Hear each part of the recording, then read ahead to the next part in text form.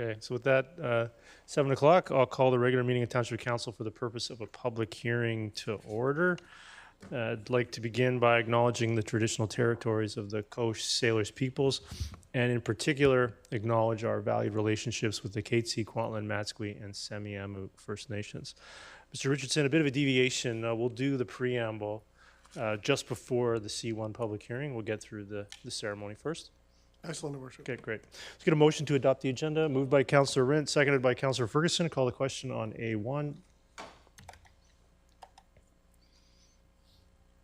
That carries unanimously with Councillor Van Popta absent. So we have a presentation to congratulate the Langley Fusion 2011 softball team with the achievement certificates for capturing provincial gold at the U13A Provincial Championships. Congratulations.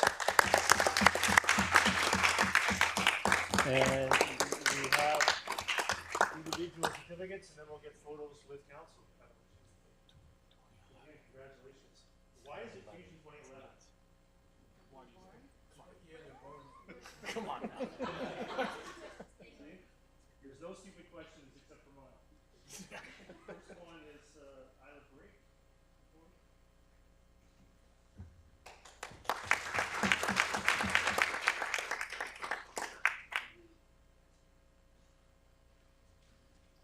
Next one is Temio Crane.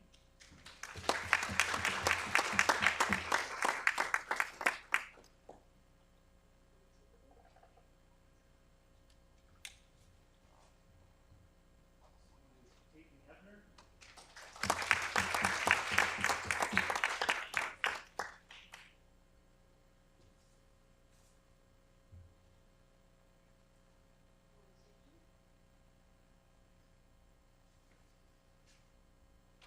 is Julianne Cooper.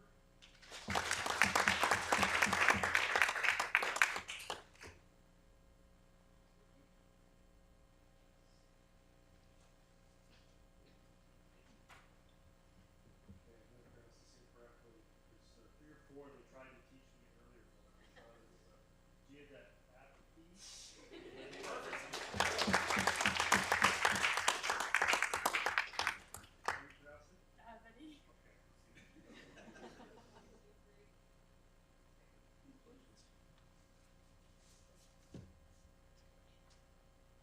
Next one is Delaney Elford.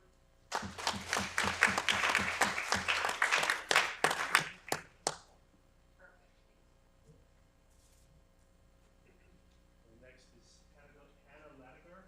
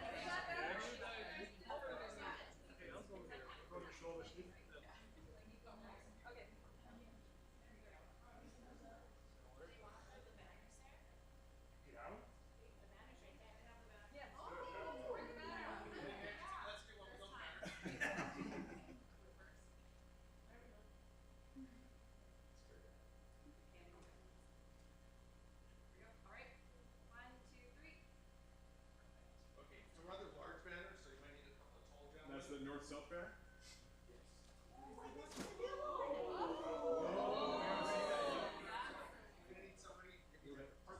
Frank, get in there.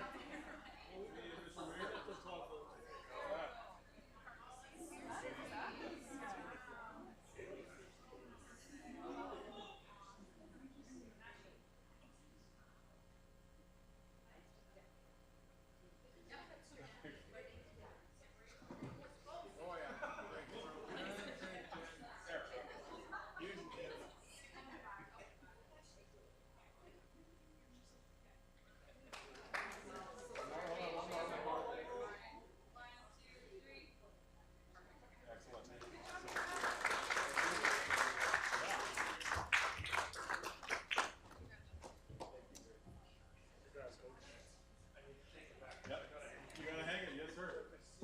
Thanks for receiving us. Thank you very much. Thank you, everybody, for having us. No, can you tell them they don't have to stay? We'll see you guys next week. Where's that gonna hang? Very cool. Thanks, Judy.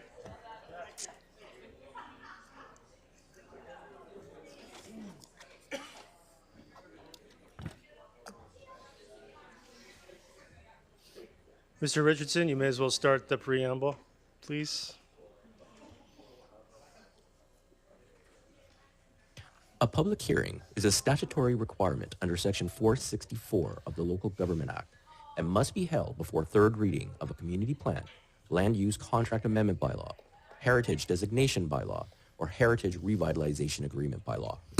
During a public hearing, council acts in a quasi-judicial role for the purpose of allowing persons who believe their interest in property is affected by a bylaw, permit, or other matter to make representations to council, either orally, by written submission, or to add comments to or elaborate upon correspondence that may have already been presented to council concerning the bylaws. It is important to note that council is not able to receive any additional information on the bylaws following the public hearing as dictated by case law. The hearing procedure involves an explanation from the Community Development Division on the purpose of the proposed bylaws and to hear from individuals regarding the bylaws. In order to ensure that all interested parties have a reasonable opportunity to be heard, speakers are requested to keep representations as brief and succinct as possible and no longer than 5 minutes in duration, excluding the time required for questions from council. Speakers will be asked to state their name, neighborhood, and city for the record. And if referring to prepared remarks, to submit copies of these to the township clerk. Decorum must be always maintained. This includes refraining from applause, booing, or heckling. To assist with large numbers of speakers, individuals must advise the township clerk and sign the speakers list prior to the commencement of the public hearing. The names on the speakers list will be read out during the hearing. Individuals who have already addressed council and wish to add further submissions will wait until the people that have not yet addressed council have had an opportunity to speak. All submissions and speaker lists are considered part of the public record. Council members should not express their views nor debate the bylaws. However, they may question speakers to clarify particular points in their submissions. Council may consider third reading or third reading and final adoption at this meeting or at its next regular meeting. Thank you. Great. Mr. Richardson, item C1.